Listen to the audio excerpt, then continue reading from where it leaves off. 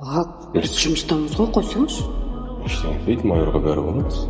Талғат қазір біреу кіріп келсе ұят болады. Сатма майорды оқиды. Не болды, Ешмаханов? Астында әйеліңіз күтіп тұр. Кім күтіп тұр? Білмеймін, өзін солай таныстырды ғой. Дежуркада астында әйеліңіз. Махаббат хикаясы бітті деші. Жан, сен мен күте тұр.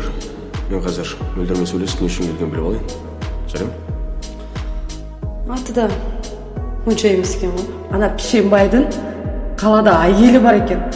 Еще ол әйелі оны осында іздеп келген. Сізге үнемі үйленген жігіттер жолығады екен, иә? Алло?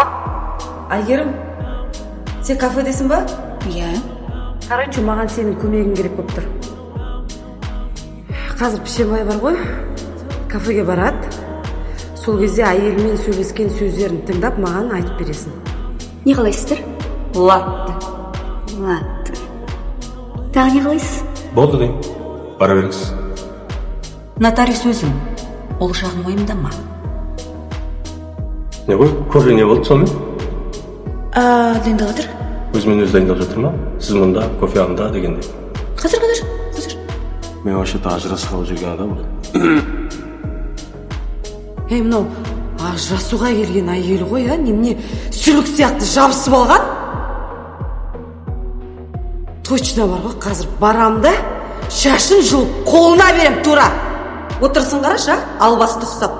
Не сен алдап, үйді өзіне жазып алмақшы болдың ба? Мә, ұқтың ба? Не отыр мен жерде? Қазір мен тұрған десең, Мына не болған? ойбай, братан, мына жерде қатын файтнайт болды, сұмдық болды, мына жерде. Анау кім қайда? Кім, әйеліңіз бе? Ауруханада.